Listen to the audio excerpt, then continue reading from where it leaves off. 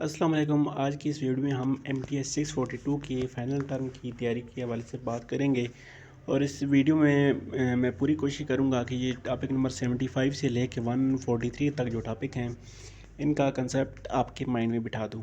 Otherwise मैं आपको, अगर आपके पास टाइम है तो मैं आपको रिकमेंड करूँगा कि इसके लेक्चर व्यू कर लें। ठीक है, अगर आपके पास टाइम नहीं है, ठीक है, अब शॉर्ट टाइम रह के पेपर्स बिल्कुल लास्ट डे है, तो आप इसी वीडियो को देख लें। आई होपफुली आपका पेपर बहुत अच्छा हो जाएगा।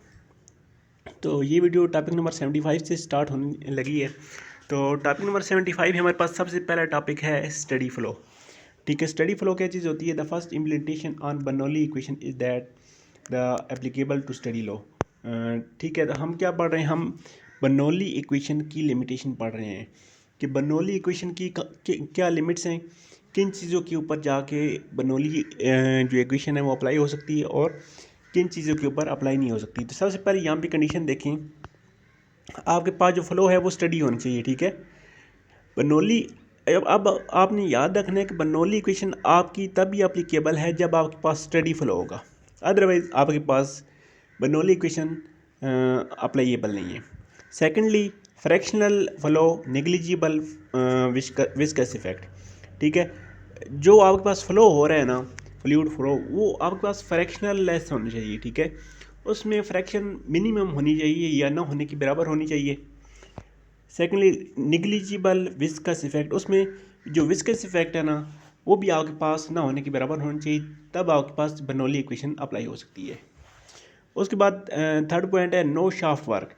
तो इसका क्या मतलब है? आपके पास जो फ्लो होता है, फॉर एग्जांपल आपके पंप में या टरबाइन में या फैन आपका जब चल रहा होता है ना, तो उस की मदद से जो हवा जनरेट होती है वो आपके पास रोटेटिंग शक्ल में होती है। ठीक है, यानी किस तरह रोटेट कर रही होती है। तो इस तरह की जो फ्लो होगा उसमें बर्नौली इक्वेशन आपकी काम नहीं करेगी। ठीक है, चौथा पॉइंट है इनकम्प्रेसिबल फ्लो। ठीक है, कहता है डेंसिटी आपके पास जो है वो बर्नौली इक्वेशन में आपके पास कांस्टेंट होनी चाहिए। ठीक है, the flow is incompressible liquid and also gases is if match number is less than 0.3। तो ये पॉइंट आपने याद रखना है कि आपका फ्लो जो है वो इनकम्प्रेसिबल होगा जब आपका मैच नंबर 0.3 से कम होगा। ठीक है, सेकेंडली, आपने ये चार चीज़ें होनी पड़ी कि आपका फ्लो स्टडी होना चाहिए, फ्रैक्शनल लेस होना चाहिए, वो आपका फ्लो घूमता हुआ नहीं होना चाहिए, शार्प फर्क उसमें नहीं होना चाहिए, इनकम्प्रेसिबल होनी चाहिए, तब जाके आपके पास बर्नौली इक्वेशन अप्लाई होगी। नेक्स्ट दो पॉइंट भी हैं कि आपके पास नो हीट ट्रांसफ़र। ठीक है, आपके पास जो फ्लो हो रहा है ना उसमें हीट ट्रांसफ़र ना हो रही हो। ठीक है, यानी कि दो पार्टीज के दरमियान अगर एक पॉइंट से दूसरे पॉइंट तक फ्लो हो रहा है तो दोनों का टेम्परेचर सेम होना चाहिए। ये नहीं कि एक पॉइंट का टेम्परेचर ज़्यादा है और दूसरे पॉइंट का टेम्परेचर कम है, तो वहाँ पे आपके पास हीट भी ट्रांसफ़र होगी आपके फ्लो के साथ, लेकिन ऐसी कंडीशन नहीं होनी चाहिए। उसके बाद flow along a stream line. उसके बाद ये कहता है strictly speaking that Bernoulli equation लिखी हुई है p by rho plus v square by 2 plus g z is equal to c is applicable along a stream line. ठीक है, तो ये आपके पास स्ट्रीम लाइन के ऊपर जो सीधी मूव होती है वहाँ पे आपके पास बर्नौली इक्वेशन जस्ट अप्लाई हो सकती है। तो ये कुछ बर्नौली इक्वेशन की लिमिटेशन थी। इन लिमिटेशन में आपने याद रखना है, आपसे एक दो लिमिटेशन पता की जा सकती हैं, तो आपने याद रखना है कि आपके पास जो फ्लो होगा बर्नौली इक्वेशन के लिए वो स्टडी होनी चाहिए, फ्रैक्शनल लेस होना चाहिए, नो शार्प वर्क होना चाहिए, इनकम्प्रेसिबल फ्लो होना चाहिए, इनको उसको कंप्रेस नहीं होनी चाहिए, उसकी डेंसिटी चेंज ना हो, नेग्लिजिबल हीट ट्रांसफ़र हो और फ्लो आपके पास स्ट्रीम लाइन के तहत हो। जो उसके बाद टॉपिक नंबर 76 में दो तीन क्वेश्चन दिए गए हैं, हाउ कैन प्लान फ्लाई। तो या कहता है कि आपके पास जो गेंद होती है वो कैसे स्विंग होती है। तो ये आपने बताना है कि ये बर्नौली इक्वेशन इनको डील करती है। ठीक है, आपके पास जो बॉल होती है क्रिकेट में वो जो स्विंग होती है, या आपके पास जो जहाज़ होते हैं उड़ते हैं, तो वो किस कानून के पे उड़ रहे होते हैं, या बॉल आपकी किस कानून के तहत स्विंग हो रही होती है? बर्नौली इक्वेशन के कानून के तहत वो स्विंग हो रही होती है। ठीक है, सेकेंडली आपने याद रखना है, बहुत ही इंपॉर्टेंट ये चीज़ लिखी हुई है। ठीक है, ये क्या चीज़ लिखी हुई है? The speed of fluid increase, the pressure of fluid decrease. ठीक है, आपके पास एक फ्लूइड है, पानी ले लें, आपके पास पानी किसी नदी में बह रहा है। ठीक है, जहाँ पे आपके पास उस पानी की स्पीड ज़्यादा हो जाएगी, इंक्रीज़ हो जाएगी, आपके पास उसका प्रेशर कम हो जाएगा। ठीक है, अगर प्रेशर ज़्यादा होगा तो उसकी स्पीड कम हो जाएगी। इसका मतलब है पी आपके पास इन्वर्सली प्रोपोर्शनल है वी के। ये आपने बहुत ही इंपॉर्टेंट याद रखना है, बहुत ही इंपॉर्टेंट पॉइंट है ये वाला। अच्छा, उसके बाद नेक्स्ट क्या है जी। अच्छा, नेक्स्ट ये वाला जो क्वेश्चन यहाँ पे दिया हुआ है, बहुत दफ़ा ये पेपर में रिपीट भी हुआ है, तो आपने इसको थोड़ा अच्छे से समझना है। ठीक है, ये आपके पास सिंपली बर्नौली इक्वेशन लिखी हुई है। ठीक है, बर्नौली इक्वेशन की यहाँ पे देखिए 3 टर्म्स हैं, पहले ये वाला टर्म, सेकंड ये, और थर्ड टर्म ये। तो हमें पता है किसी भी इक्वेशन की स्टेबिलिटी के लिए उसकी जो डायमेंशन है ना, वो आपके पास एक जैसी होनी चाहिए। अब यहाँ देखिए, सबसे पहले आपके पास पी की क्या डायमेंशन है। पी की डायमेंशन, प्रेशर आप पास्कल में लेते हैं या न्यूटन मीटर में ले सकते हैं। तो ये आपने लिख लिया न्यूटन पर मीटर स्क्वायर। इसको आप ऐसे भी लिख सकते हैं, newton divided by metre square. ठीक है, ये ऐसे होता है। ठीक है, उसको अब नेक्स्ट क्या किया है, मल्टीप्लाई भी किया है मीटर से, और डिवाइड भी किया है। तो ये क्या बन गया, newton metre over metre cube. तो न्यूटन मीटर आपके पास जूल की इक्वल होता है, न्यूटन मीटर की जगह लिखिए जे ओवर एम क्यूब। ठीक है, तो ये देखिए सेम वही डायमेंशन आ गई है। ठीक है, ये जस्ट आपके पास अभी रो की डायमेंशन आई है, बाकी दोनों डायमेंशन को मैं आपको डिफाइन कर देता हूँ ताकि आपको ये इजीली अंडरस्टैंड हो जाए। यहाँ पे देखिए 1/2 है, तो ये कांस्टेंट है, इसकी कोई डायमेंशन नहीं होगी। रो की आपके पास सेम वही डायमेंशन होगी। सॉरी, ये पी था, ये पहला रो नहीं था। अब रो की डायमेंशन क्या होगी, रो की डायमेंशन आपके पास होती है किलोग्राम पर मीटर क्यूब। ठीक है, ये आपके पास होती है रो की dimension kilogram divided by m cube. ठीक है, वी स्केयर है, तो वी की डायमेंशन आपके पास एम ओवर एस होती है, तो वी स्केयर की वजह से M square over S square आ गई। ठीक है, अब यहाँ पे देखें, यहाँ पे m की पावर -3 था, यहाँ पे 2 था, तो ये कैंसिल हो गए, m की पावर -1 बन गए, बाकी सेम इक्वेशन रही है। देन सेम वही स्टेप यहाँ वाला किया है, रिपीट किया है, m से मल्टीप्लाई भी किया और डिवाइड भी किया है। ठीक है, तो देखिए आपके पास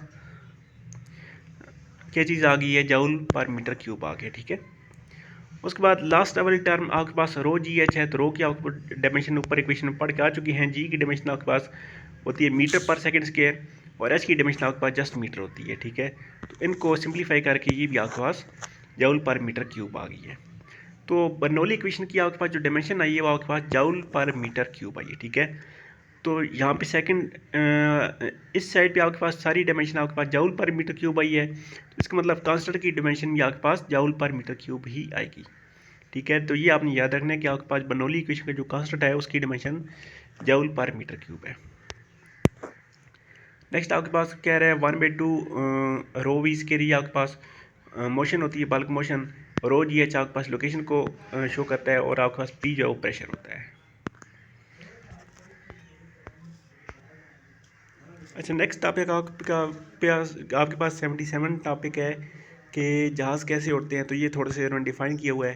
तो यहाँ पे याद करने वाली चीज़ जो है वो आपको मैं बताता हूँ कि एक तो आपने याद करना है कि आपके पास जो जहाज़ उड़ते हैं वो बर्नौली इक्वेशन के तहत उड़ते हैं। ठीक है, सेकेंडली उड़ते ही जहाज़ के ऊपर 4 किस्म की फोर्स अप्लाई हो रही है। ठीक है, एक उसके ऊपर नीचे की तरफ उसकी ग्रेविटी अप्लाई हो रही है।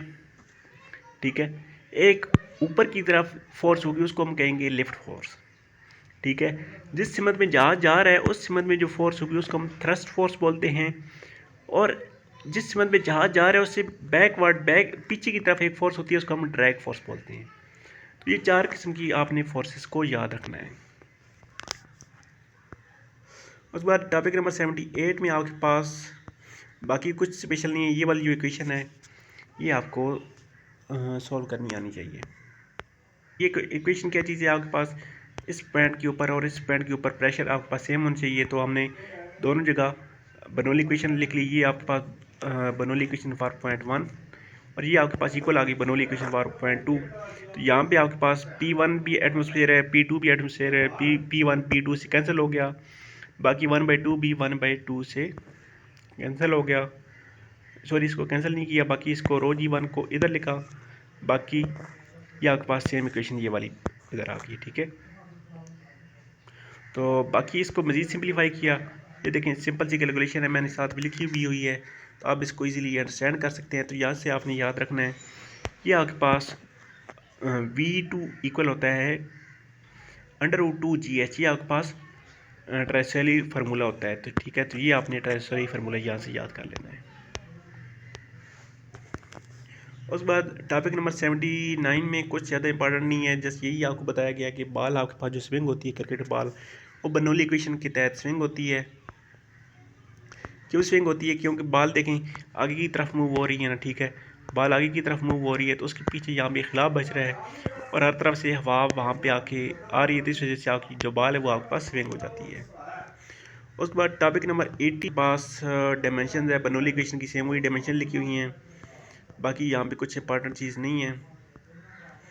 टॉपिक नंबर 81 में यहाँ पे आपके पास एक एग्जांपल है, ठीक है, तो इस एग्जांपल को मैं आपको नेक्स्ट वीडियो में कवर कराऊंगा। वहाँ पे इस किस्म की मज़ीद एग्जांपल और इसके अलावा जो हैंड आउट्स में एग्जांपल नहीं है, पेपर में आती हैं, वो भी आपको मैं नेक्स्ट वीडियो में सारी डिटेल से कराऊंगा। तो यहाँ से जस्ट आपने ये वाला फार्मूला जो है continuity equation Q equal A भी याद कर लेना है, और पेज़ेलियो इक्वेशन और रेनॉल्ड्स नंबर, ये 3 फार्मूले आपने याद कर लेने हैं। यहाँ पे बहुत ज़्यादा एक इंपॉर्टेंट चीज़ लिखी हुई है, आपके पास रेनॉल्ड्स नंबर अगर लेस देन हो 2000 से, तो आपके पास जो फ्लो होगा वो आपके पास लेमिनार होगा, ठीक है, और 2000 से ज़्यादा होगा तो आपके पास जो फ्लो होगा वो आपके पास टर्बुलेंट होगा, ठीक है। लेमिनार फ्लो हम किसको कहते हैं? लेमिनार फ्लो आपके पास जो स्मूथ फ्लो होता है, जैसे कि आमतौर पर दरियाओं में होता है, ठीक है, और इसके उलट जो टर्बुलेंट फ्लो होता है वो आपके पास कैसा फ्लो होता है कि इस किस्म का फ्लो होता है कि कहीं पानी ऊपर जा रहा है, कहीं भी नीचे आ रहा है, ठीक है, तो उसको हम टर्बुलेंट फ्लो कहते हैं। तो रेनॉल्ड्स में अगर लेस देन 2000 होगा तो आपके पास लेमिनार फ्लो होगा, अदरवाइज टर्बुलेंट फ्लो होगा।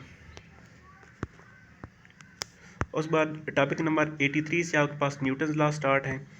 तो न्यूटन्स लॉ क्या कहते हैं? ये आपके पास आपने याद रखना है कि ये आपके पास रिलेशन है मोशन बॉडीज़ और फोर्सेस के दरमियान, ठीक है।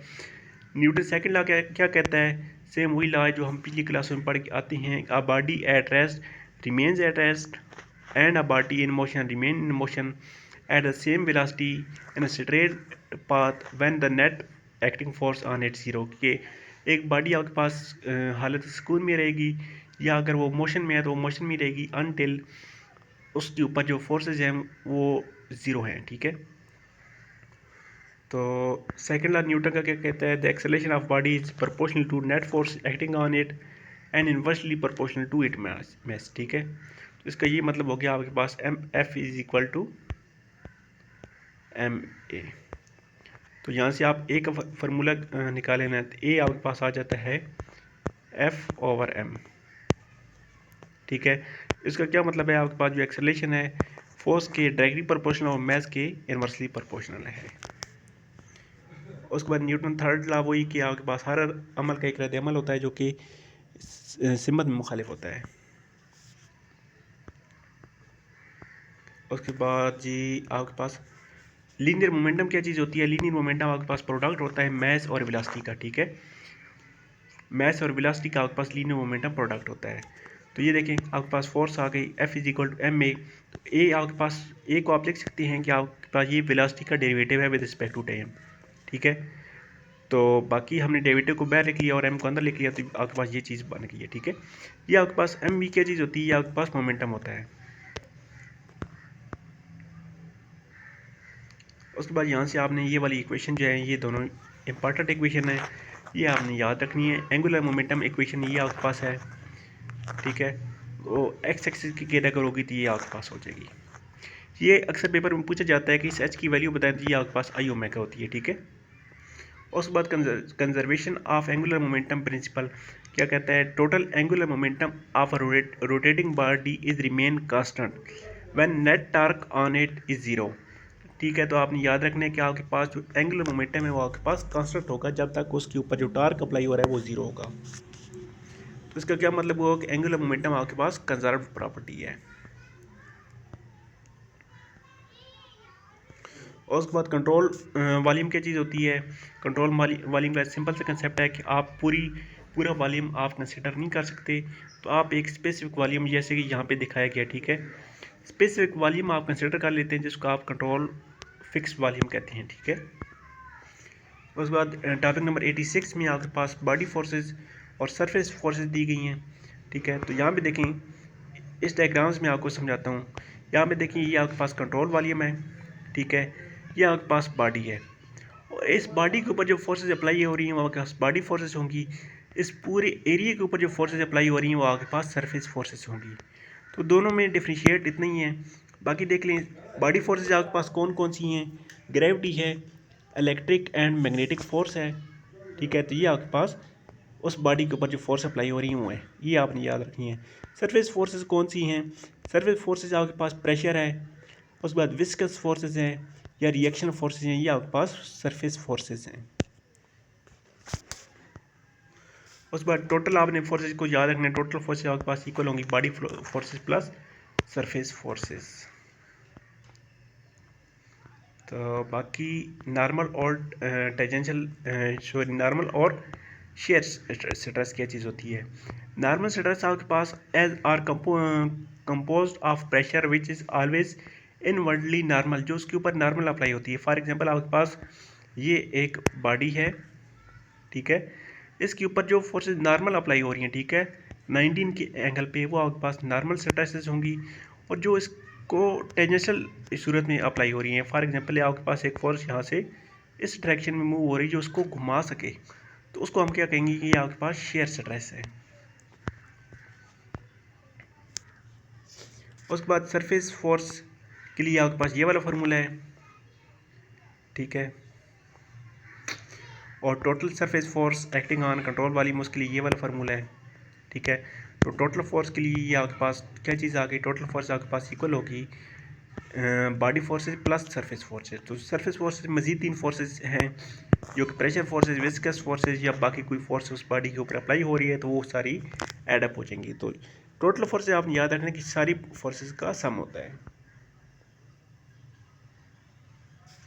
उसके बाद जी क्या कहता है कि आपके पास common simplification of principle of Newton second law क्या कहता है कि आप टोटल प्रेशर से एटमॉस्फेरिक प्रेशर निकालें तो आपके पास गेज प्रेशर आ जाता है।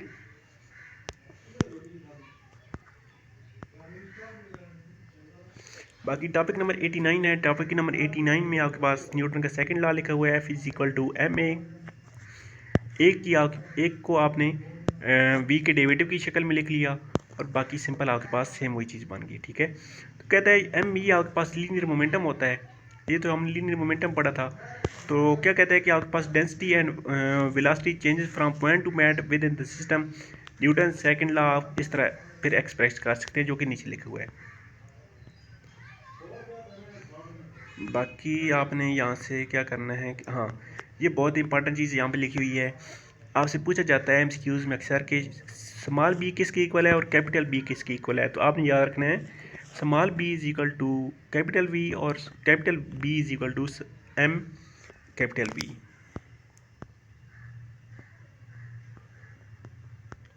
उसके बाद मॉड्यूल नंबर 19 में क्या कहता है, rotational motion, a motion during which all point of body move in circle of action, ठीक है, सॉरी सर्कल ऑफ एक्सिस। तो रोटेट की सिंपल वही डेफिनेशन है, आपके पास ये बॉडी है, ठीक है। ये रोटेट कब कहेगी, जब आपके पास जो ये जो सेंटर पॉइंट है ना, यहाँ पे इस पॉइंट के गिर्द ये सारी बॉडी घूमेगी, ठीक है। ये सारी बॉडी घूम रही है तो इसको आप कहेंगे ये आपके पास रोटेट हो रही है।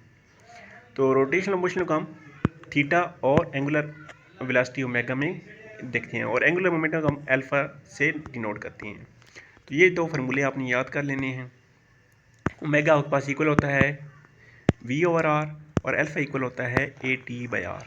तो इन दोनों से ये दोनों फार्मूले भी आप ड्राइव कर सकते हैं।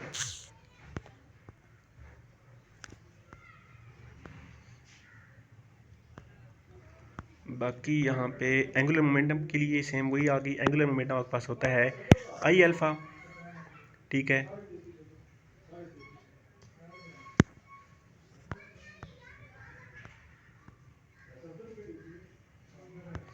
बाकी टॉपिक नंबर 91 में क्या चीज़ कहता है कि यहाँ पे हाँ, आपको टार का फार्मूला गिवन है, m is equal to r cross F, ये आपके पास टार का फार्मूला है, ठीक है।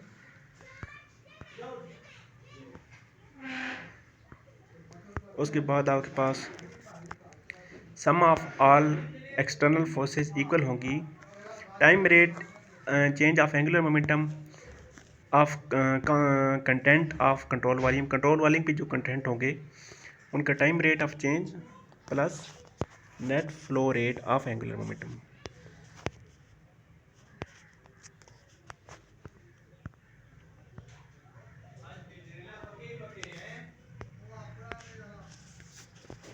नाइन्टी थ्री में आपको बताया जा रहा है कि आपके पास जब नो एक्सटर्नल फोर्स होगी तो आपके पास टोटल फोर्स का सम इक्वल जीरो के हो जाएगा। बाकी रेडियल फ्लो के लिए आपके पास आपने याद रखनी कि रेडियल फ्लो आपके पास कहाँ पे होता है, टरबाइन में होता है, या आप पंप की एग्जांपल दे सकते हैं या फ़ैन की एग्जांपल दे सकते हैं, वहाँ पे आपके पास रेडियल फ्लो होता है। उसके बाद टॉपिक नंबर 95 से आपके पास नेक्स्ट टॉपिक स्टार्ट है। तो ये टॉपिक आपके पास एमसीक्यूज़ के हवाले से बहुत ज़्यादा इंपॉर्टेंट है। यहाँ पे डायमेंशंस की बात हो रही है, तो एमसीक्यूज़ के हवाले से ये जो डायमेंशंस के टॉपिक हैं बहुत ज़्यादा इंपॉर्टेंट टॉपिक हैं। 95 से लेके 105 तक ये जो टॉपिक हैं ये इंपॉर्टेंट टॉपिक हैं एमसीक्यूज़ के हवाले से। यहाँ पे 96 में एक एग्जांपल दी गई है, इस एग्जांपल को नेक्स्ट वीडियो में देखेंगे, ठीक है। उसके बाद टॉपिक नंबर 97 है। 97 में 3-4 डेफिनेशंस हैं, ये मैं आपको समझा देता हूँ। सबसे पहली डेफिनेशन है आपके पास डायमेंशन की, ठीक है। डायमेंशन क्या चीज़ होती है? A measure of physical quantity without numerical value. For example आप कहते हैं कि लाहौर से कराची का डिस्टेंस लाहौर से पिंडी का डिस्टेंस 400 किलोमीटर है, ठीक है। तो 400 ये क्या चीज़ होगी? ये आपके पास लेंथ बनती है, लंबाई बनती है। तो इसको क्या कहेंगे? ये आपके पास जो लंबाई है ना, ये आपके पास डायमेंशन है। या आप कहते हैं कि आपने फॉर एग्जांपल 2 kg फ्रूट लिया है, ठीक है। तो उसकी क्या चीज़ होगी? ये आपने 2 kg फ्रूट किस में लिया है? ये फ्रूट का क्या है? मैस है। तो ये इसकी डायमेंशन होगी, ठीक है। तो इन चीज़ों को हम डायमेंशंस कहते हैं। उसके बाद यूनिट क्या चीज़ होती है? Unit a way to assign a number to that dimension. जैसे कि यूनिट क्या चीज़ होती हैं? जैसे कि हमारे पास किलोग्राम है, मीटर है, उसके बाद सेकंड है, ये आपके पास सारी यूनिट्स होते हैं।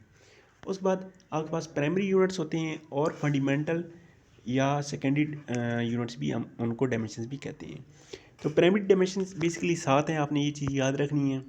7 कौन कौन सी हैं? मैस है, लेंथ है, टेम्परेचर है, इलेक्ट्रिक करंट है, amount of light and amount of matter है।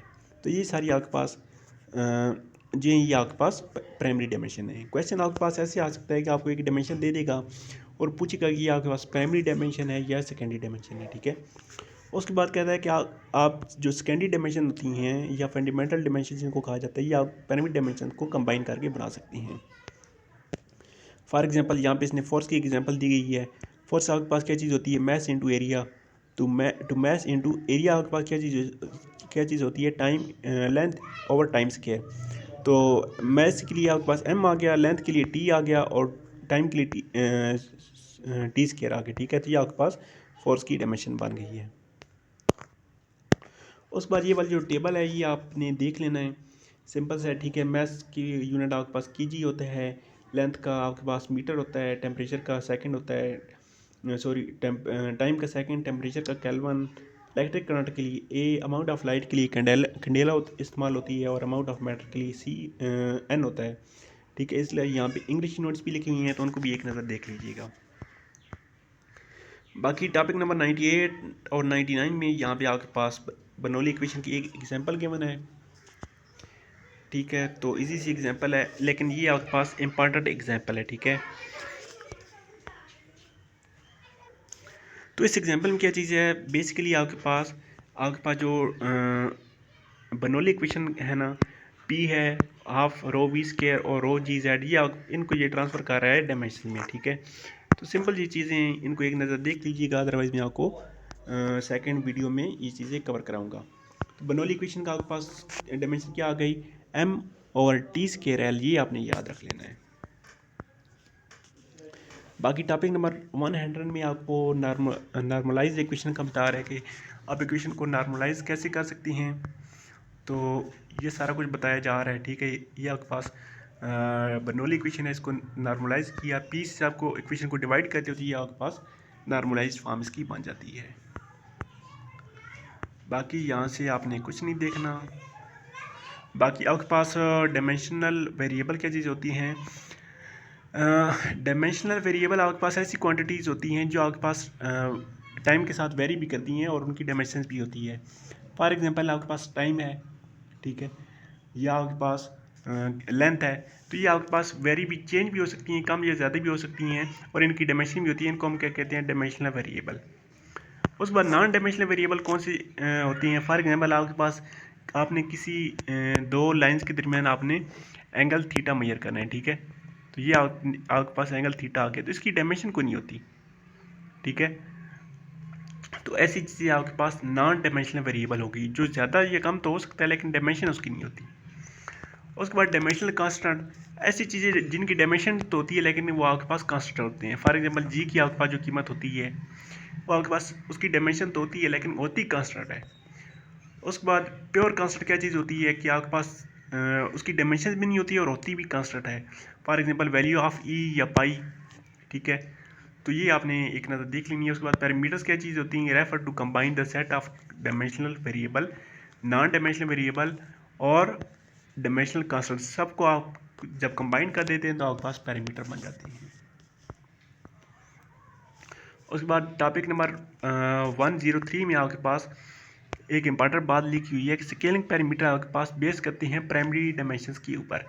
तो ये काफ़ी दफ़ा एमसीक्यूज रिपीट हुआ है, तो आपने याद रखना है कि आपके पास जो स्केलिंग पैरामीटर होते हैं वो आपके पास प्राइमरी डायमेंशन के ऊपर लाई करते हैं। और यहाँ से ये जो दो फार्मूले हैं ये आपने बहुत अच्छी तरह से माइंड में रखने हैं। इनके हवाले से आपके शॉर्ट क्वेश्चन आ सकते हैं। जेड की वैल्यू, जेड नॉट की वैल्यू गिवन होगी, जेड स्टार की वैल्यू पूछ लेगा, Z not W not T की वैल्यू गिवन होगी, टी स्टार की वैल्यू पूछ लेगा। तो ये फार्मूले आपने छोटे छोटे फार्मूले हैं, ये आपने याद रखने हैं। बाकी यहाँ से क्या चीज़ है, रिलेशनशिप बिटवीन की पैरामीटर इन द प्रॉब्लम और आइडेंटिफाई। उसके बाद यहाँ पे एक इंपॉर्टेंट बात लिखी हुई है ये वाली, the number of parameter in non dimensional equation is less than number of parameter in original equation. क्या आपके पास पहले एक ओरिजिनल इक्वेशन थी, उसको हमने कन्वर्ट किया है नॉन डायमेंशनल इक्वेशन में, तो अब नॉन डायमेंशनल इक्वेशन के उसके जो पैरामीटर होंगे वो आपके पास ओरिजिनल इक्वेशन के पैरामीटर से कम होंगे। उसके बाद आपके पास ये वाली एग्जांपल है, इसको करने की ज़रूरत नहीं है, काफ़ी लेंथी एग्जांपल है। ये वाली एग्जांपल थोड़ी सी इंपॉर्टेंट है, नेक्स्ट वीडियो में इसको कवर करेंगे। तो जस्ट टी नॉट और जेड नॉट की वैल्यू यहाँ पर निकाली है। बाकी ये चार बहुत ही इंपॉर्टेंट फार्मूले आ गए हैं। ये कौन कौन से फार्मूले हैं, ये आपके पास रेनॉल्ड्स नंबर है, फ्राउट नंबर है, स्ट्राउट नंबर है और आलर्स नंबर है। तो ये चारों फार्मूले आपने याद रखने हैं। सिंपल से फार्मूले हैं। उसके बाद आपके पास मॉडल और प्रोटोटाइप की बात आ गई है। तो मॉडल क्या चीज़ होती है, आपके पास फॉर एग्जांपल आपने इतनी बड़ी बिल्डिंग बनानी है, तो इतनी बड़ी बिल्डिंग बनाने के लिए आप उसका एक मॉडल बनाएंगे, उसको हम कहते हैं मॉडल, और पूरी बिल्डिंग को हम कहेंगे ये आपके पास प्रोटोटाइप है। तो आप जो मॉडल बनाएंगे वो आपके पास उसी जो इक्वेशन आपने बनाना है पूरा प्रोटोटाइप, तो उसके रेलेवेंट होनी चाहिए। सेकेंडली यहाँ पे बता रहे हैं आपके पास रेनॉल्ड्स नंबर जो आपके पास रो वी एल और म्यू था, इसको हम लिख सकते हैं V capital V L over, ये आपके पास वी इस किस्म का है, ठीक है। तो ये भी हमने म्यू बाय रो को की वजह से जैसे इस वी को लिख लिया है।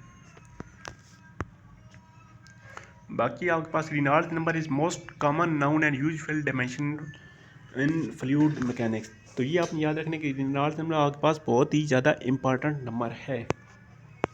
उसके बाद यहाँ पे एक एग्जांपल दी गई है, इस एग्जांपल को नेक्स्ट वीडियो में कवर करेंगे। तो इस एग्जांपल में आपको समझाने वाली चीज़ ये है कि आपके पास आपने एक छोटी सी कार बनाई है, बड़ी कार को बनाने के लिए उसका एक छोटा सा मॉडल बनाया है, ठीक है। तो जब कार आपकी एक्चुअल लाइफ में जब कार ने डिस्टेंस ट्रैवल करना है ना, तो उस पर एक बैक की तरफ एक फोर्स अप्लाई होगी जिसको हम ड्रैग फोर्स बोलते हैं। तो मॉडल में तो हमारे पास ऐसी कोई फोर्स नहीं है, तो इसके लिए हम यहाँ पे नीचे एक बेल्ट यूज़ करते हैं जो कि इस डायरेक्शन में मूव कर रहा होता है, ठीक है, इस रिवर्स डायरेक्शन मूव कर रहा होता है और कार को हम उसके ऊपर मूव करवाते हैं। तो इसको हम कहते हैं ये आपके पास ड्रैग बैलेंस फोर्स के तौर पे काम करेगा। उसके बाद टॉपिक नंबर 110 में कुछ ज़्यादा इंपॉर्टेंट नहीं है, डायमेंशन ही हैं जस्ट। तो टॉपिक नंबर 111 में आपके पास डायमेंशनल एनालिसिस सिमिलरिटीज़ के आपने ये 6 स्टेप देखने हैं, ठीक है। तो ये क्वेश्चन MCQs आता है कि आपके पास ये कितने स्टेप हैं, तो आपने बताना है कि आपके पास 6 स्टेप हैं। बाकी यहाँ पे हाँ, बाकी यहाँ पे सेम वही रेनॉल्ड्स नंबर आ गया, मैच नंबर ये मिड में हमने पढ़ा था वही मैच नंबर है, प्राउड नंबर आ गया। एक नया नंबर यहाँ पे आपके पास आ गया वेबर नंबर। उसके बाद आलर नंबर की एक और इक्वेशन आ गई, ठीक है। तो ये भी उसी इक्वेशन से ड्राइव हुई है। उसके बाद कैविटेशन नंबर, तो कैविटेशन नंबर इतना ज़्यादा इंपॉर्टेंट नहीं है, बाकी सारे आपने याद करने पड़ेंगे। उसके बाद जी टॉपिक नंबर 140, तो 140 में आपको क्या कहता है, velocity vector can be written. तो ये सिंपल इसने वेलोसिटी वेक्टर लिखा है, ठीक है। ये तो आपको पता ही होगा। ऐसे कंपोनेंट क्या चीज़ होती हैं, ठीक है, u v और w इसके ये कंपोनेंट होती हैं x y z plus time की शक्ल में। तो इसके 4 कंपोनेंट होते हैं। उसके बाद आपने ये चीज़ याद करनी, वो मैं आपको बताऊंगा कि dp/dt ये वाला आप इसको देख लीजिएगा, ये आपके पास कहीं यूज़ हो सकती है न्यूमेरिकल में। हाँ, ये वाली जो इक्वेशन आपके पास अब आई है ये आपने याद रखनी है।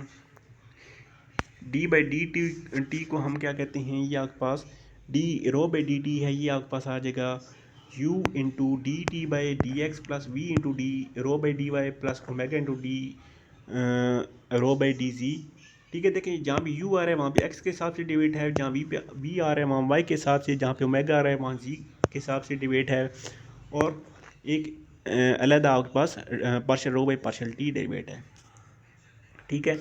तो अगर इसमें से आप रो को निकाल लें, ठीक है, रो को निकालने का क्या मतलब है कि आपके पास जो फ्लो है ना वो आपके पास स्टडी फ्लो है। तो स्टडी फ्लो होगा तो वहाँ पे आपके पास रो की कीमत क्या होगी, रो आपके पास इक्वल हो जाएगा 1 के, ठीक है। रो जब 1 है तो ये टर्म तो आपके पास 0 हो जाएगी, तो इसको लिखने की ज़रूरत नहीं है, ठीक है। इसको आप ना भी लिखें, ठीक है। बाकी यहाँ पे 1 आ जाएगा, वहाँ यहाँ भी 1, यहाँ भी 1, तो 1 लिखने की ज़रूरत नहीं है, ठीक है। 1 किसी चीज़ से मल्टीप्लाई होकर 1 ही होता है, वही चीज़ बनाता है। तो जब आपके पास स्टडी फ्लो होगा यानी कि p = 1 होगा तो आपके पास ये वाली इक्वेशन यूज़ होगी। बाकी इसी इक्वेशन को आगे कंटिन्यूटी इक्वेशन की शक्ल में लिखेंगे। उसके बाद डेल ऑपरेटर, वही वेक्टर में जो हम लिखते थे वही डेल ऑपरेटर है, ठीक है। तो डेल ऑपरेटर को हम ऐसे भी लिख सकते हैं, ठीक है। ऐसे हम कैसे लिख सकते हैं कि ये आपके पास डेल है, ठीक है, ये आपके पास डेल है ना। तो आपने ये जो इक्वेशन देखी है, ये देखें, ये वाली जो इक्वेशन आपने देखी है इसमें से इस टर्म को निकाल लें, इस टर्म को निकाल लें तो बाकी आपके पास डेल की वैल्यू आ जाती है। तो सेम वही यहाँ पे लिखा हुआ है, ठीक है। ये टर्म अलग लिख ली, बाकी del into V into del याद रखना, ठीक है आपने। बाकी यहाँ से कुछ नहीं करना। टॉपिक नंबर 116 से भी कुछ इम्पोर्टेंट नहीं है। तो नेक्स्ट टॉपिक नंबर 118 में क्या कहता है कि now we derive the fundamental equation. तो अब हम कंटिन्यूटी इक्वेशन और एक और इक्वेशन आएगी, उन दोनों इक्वेशन को ड्राइव करने लगे हैं। तो सबसे पहले आपके पास है कंटिन्यूटी इक्वेशन। तो कंटिन्यूटी इक्वेशन के लिए यहाँ पे आपने conservation of mass for control volume, ठीक है, कंजर्वेशन ऑफ मास है फॉर कंट्रोल वॉल्यूम। तो इसके लिए ये वाला फार्मूला या ये वाला फार्मूला दोनों यूज़ हो सकते हैं, ठीक है। तो इस बुक में आपके पास मेन फार्मूले ही आपने याद करने हैं। अगर आपने फार्मूले याद कर लिए तो आपकी 70 से 80% तैयारी हो जानी है। तो फार्मूले याद करने के ये तरीके के आप 2-3 दफ़ा खुद ज़बानी लिखेंगे तो आपको याद हो जाएंगे। बाकी डाइवर्जेंस थ्योरम है, डाइवर्जेंस थ्योरम क्या कहता है कि आपके पास वॉल्यूम को एरिया में या एरिया को वॉल्यूम में कन्वर्ट करता है। उसके बाद नीचे आपके पास कंटिन्यूटी इक्वेशन आ गई, ठीक है। अब देखें कंटिन्यूटी इक्वेशन हमारे पास सिंपल आ गई है। ये आपके पास कंटिन्यूटी इक्वेशन है, this equation is compressible continuity equation, ठीक है। तो ये इक्वेशन आपके पास आई है अनस्टेडी और कंप्रेसिबल, ठीक है। मैं आपको लिख भी देता हूँ। इक्वेशन है ये आपके पास अनस्टेडी और कंप्रेसिबल कंटिन्यूटी इक्वेशन है, ठीक है। तो बाकी कंटिन्यूटी इक्वेशन को नेक्स्ट टाइम भी इस्तेमाल होनी है, तो ये आपने इनमें फ़र्क रखना है। बाकी यहाँ पे ये इतनी याद करने की ज़रूरत नहीं है, इतना कम्प्लेक्स काम सब कुछ फिर मिक्स हो जाता है। हाँ, लेकिन अगर आपने पूरे के पूरे नंबर लेने हैं तो फिर आपको ये टॉपिक्स देखने पड़ेंगे, इनमें भी आ सकता है। उसके बाद continuity equation in Cartesian coordinate, ठीक है।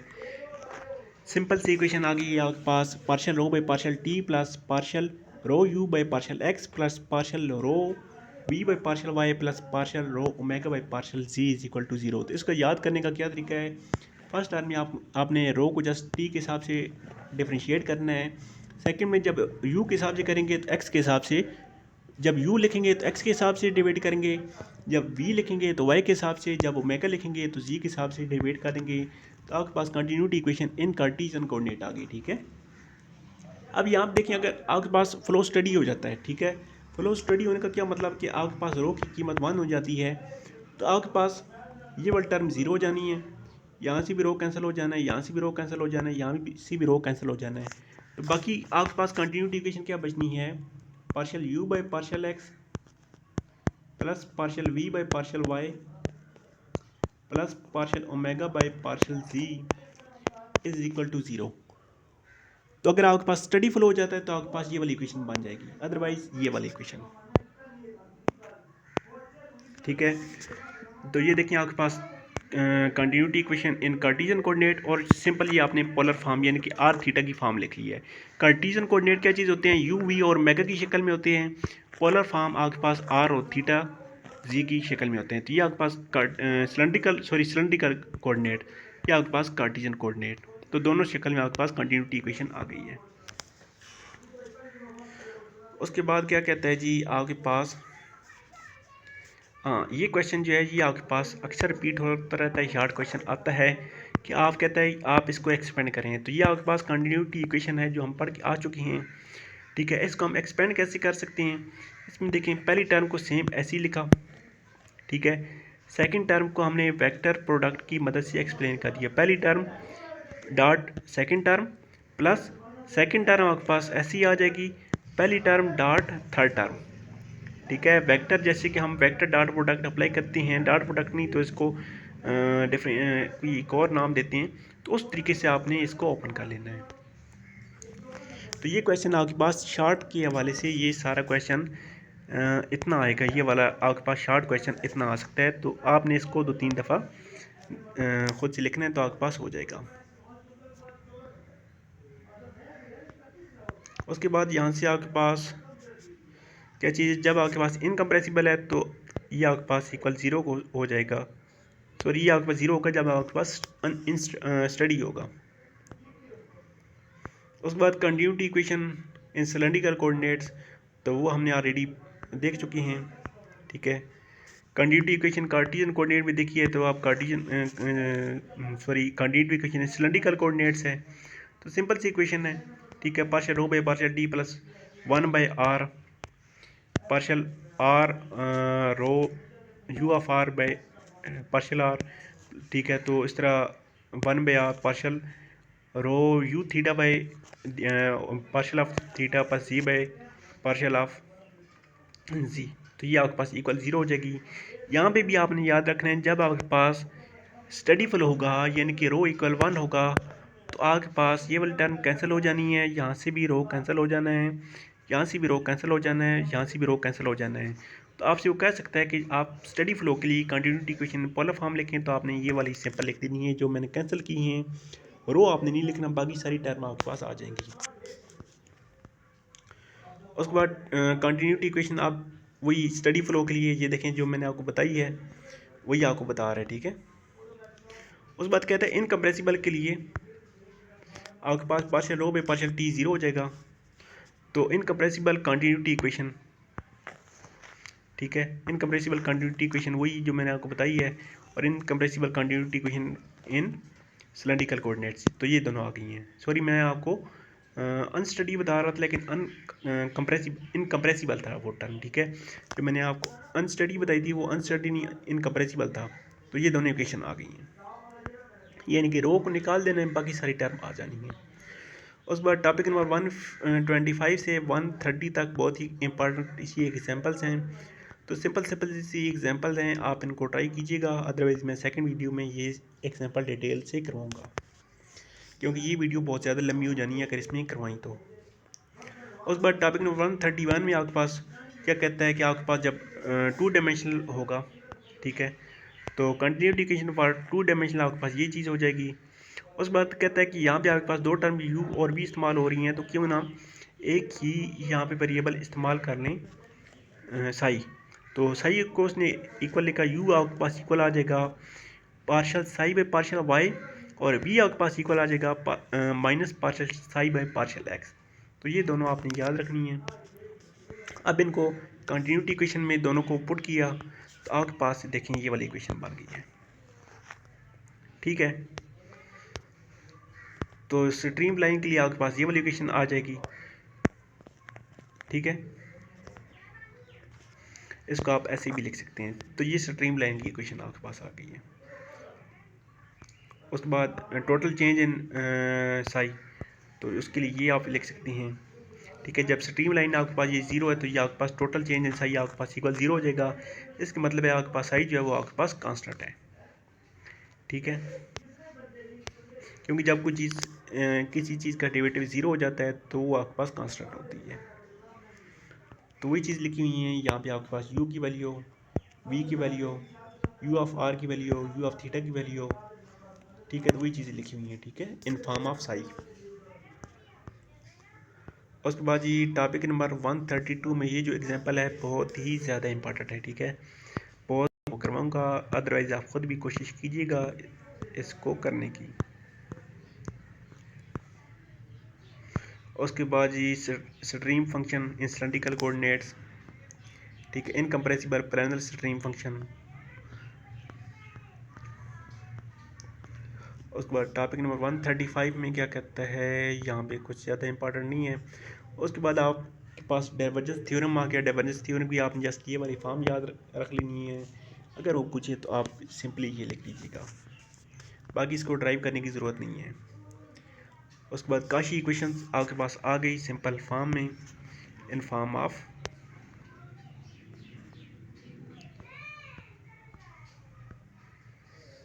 उसके बाद टॉपिक नंबर 137 से आप नेवियर स्टोक्स इक्वेशन यहाँ से स्टार्ट करने जा रहे हैं, ठीक है। अभी तक हमने काशी इक्वेशन पढ़ी है, अब यहाँ से नेवियर स्टोक्स इक्वेशन। ये दोनों इक्वेशन ही हैं जैसे इसमें, बाकी कुछ भी नहीं है, ठीक है। तो जब फ्लूइड एट रेस्ट में होगा तो उसके लिए आपके पास ये वाले मैट्रिक्स बनेगा, तो मूविंग फ्लूइड के लिए ये वाला मैट्रिक्स बनेगा। सिंपल से मैट्रिक्स हैं, आपने माइंड में रखना है, पूछा जा सकता है एज शॉर्ट फॉर्म। और मैकेनिकल प्रेशर का फार्मूला, तो फार्मूले इस पूरे ये जो है ना, इसमें आपके पास फार्मूले जो हैं वो बहुत ज़्यादा इंपॉर्टेंट हैं। तो फार्मूले सारे आपने ये वाले याद कर लेने हैं।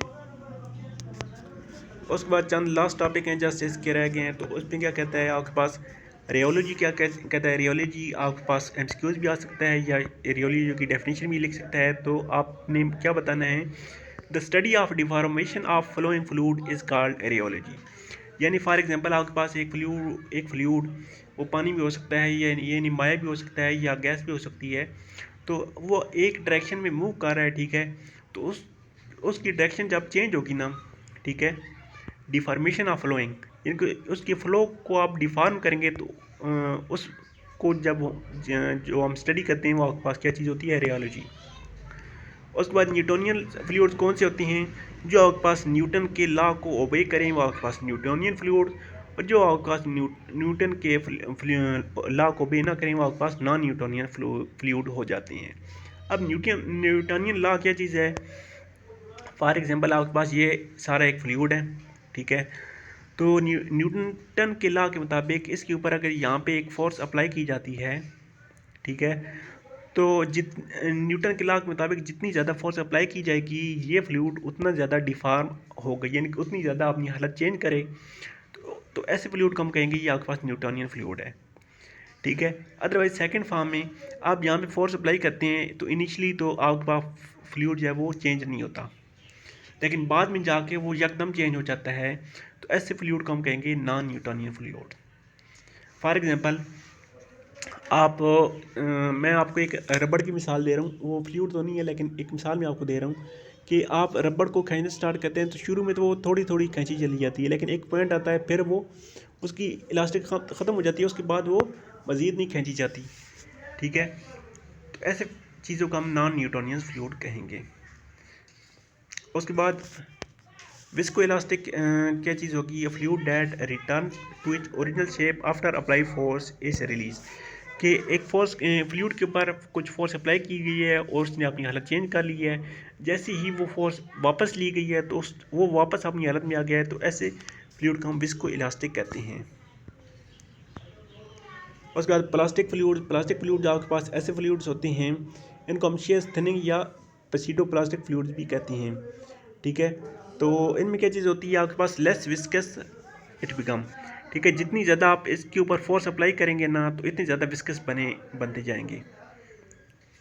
तो इसके नीचे की एग्जांपल दी गई है, यहाँ पे देखें एक बंदा जो वो ऐसी रेत में डूब रहा है, जो ये रेत है ना, ये रेत उस बंदे को डबोती जा रही है। ठीक है, तो जितना ज़्यादा ये उछली कूदेगा, इतना ज़्यादा नीचे चला जाता जाएगा, ये इतनी ज़्यादा विस्कस होती जाएगी। तो ऐसी चीज़ों को हम क्या कहते हैं? ये आपके पास प्लास्टिक फ्लूइड्स हैं। उसके बाद टॉपिक नंबर 139 में क्या चीज़ है आपके पास? यहाँ पे TIJ का ये वाला फार्मूला है, ये आपसे एक दो दफ़ा पूछा गया। ठीक है, क्या इसके कंपोनेंट पूछ लेता है। ठीक है, तो ये इसके कंपोनेंट आ गए हैं, कम ही आता है, लेकिन कभी कभी ये सवाल आपके पास रिपीट हो जाता है। उसके बाद फाइनली आपके पास आ गई है नेवियर स्टोक्स इक्वेशन। इसकी डेरिवेशन नहीं है, ठीक है, सिंपल जस्ट आपके पास इक्वेशन है, इनकम्प्रेसिबल नेवियर स्टोक्स इक्वेशन आपके पास ये आ गई। ठीक है, उसके बाद लैप्लासियन ऑपरेटर आपके पास, ठीक है, सिंपल वही है, इसको याद करने की ज़रूरत नहीं है। उसके बाद नेवियर स्टोक्स इक्वेशन आपके पास क्या चीज़ है? ये आपके पास एक इंपॉर्टेंट एमसीक्यूज है। नेवियर स्टोक्स इक्वेशन आपके पास क्या कहते हैं? आपके पास दीवार का कोने वाला पत्थर है, ठीक है, जिसको हम कार्नर क्या कहते हैं? कार्नर, यहाँ पे लिखा हुआ होगा, हाँ ये नीचे लिखा हुआ है। ये आपके पास नेवियर स्टोक्स इक्वेशन आपके पास फ्लूइड मैकेनिक्स में कार्नर स्टोन है। ठीक है, तो बाकी नेवियर स्टोक्स इक्वेशन में अननोन्स कितने हैं? 4 हैं, ये आपने याद रखने हैं। उसके बाद नेवियर इनकम्प्रेसिबल, वही कंटिन्यूटी इक्वेशन जो हम पढ़ के आ चुके हैं, इनकम्प्रेसिबल कंटिन्यूटी इक्वेशन। तो इसको अगर हम ये इक्वल होती है आपके पास 0 के, ठीक है, हमें पता है। तो इसको हम जब नेवियर स्टोक्स इक्वेशन में पुट करेंगे ना, यहाँ पे देखें हमने इसको नेवियर स्टोक्स इक्वेशन में पुट कर दिया। ठीक है, तो बाकी क्या कहता है? Y component of incompressible Navier Stokes equation, तो ये बन गया। तो बाकी इसका जेड कंपोनेंट ये बन गया। ठीक है, तो ये आपके पास नेवियर स्टोक्स इक्वेशन की एक सेकंड फॉर्म आ गई है। उसके बाद इनकम्प्रेसिबल कंटिन्यूटी इक्वेशन ये आपके पास ये होती है। ठीक है, हम पहले भी पढ़ के आ चुके हैं। तो इसको नेवियर स्टोक्स इक्वेशन में पुट किया तो इसका थीटा फॉर्म आपके पास ये बन गई है, और इसकी जेड कंपोनेंट आपके पास ये आ गया है। तो जस्ट इक्वेशन ही याद करनी है, बाकी यहाँ पे कुछ इंपॉर्टेंट नहीं है। टॉपिक नंबर 142 में बस बाउंड्री लेयर्स का बताया कि बाउंड्री लेयर आपके पास क्या चीज़ होती है। फॉर एग्जांपल आपके पास ये एक फ्लूइड है, ये आपके पास इस डायरेक्शन में फ़्लो कर रहा है। ठीक है, दरमियान में कोई चीज़ पड़ी हुई है, आप पत्थर इमेजिन करें, तो जो फ्लूइड यहाँ पे इसके करीब से गुजरेगा, ठीक है, वो आपके पास यहाँ से घूम के यहाँ पे उसने जाना है। ठीक है, तो इस जगह पे उसका प्रेशर ज़्यादा हो जाएगा, यहाँ पे आके फिर प्रेशर डिक्रीज़ हो जाएगा। तो इस जगह इस साथ में जो फ्लूइड बह रहा है, इसको हम क्या कहेंगे? ये आपके पास बाउंड्री लेयर बनेगी। उसके बाद जी ये यहाँ पर ख़त्म हो गए हैं, तो काइंडली दुआ में याद रखिएगा। मैं आफाक साहब का भी शुक्रिया जिन्होंने ये हैंड आउट्स प्रिपेयर किए हैं, तो मुझे भी दुआ में याद रखिएगा। नेक्स्ट वीडियो के साथ मिलते हैं, जिसमें इसके ऑब्जेक्टिव और सब्जेक्टिव दोनों वीडियो के साथ मैं आपको बनाऊंगा, तो जल्दी मैं आपको अपलोड करूंगा। तो तब तक के लिए टेक केयर, अल्लाह हाफ़िज़, और चैनल को लाजमी सब्सक्राइब करें।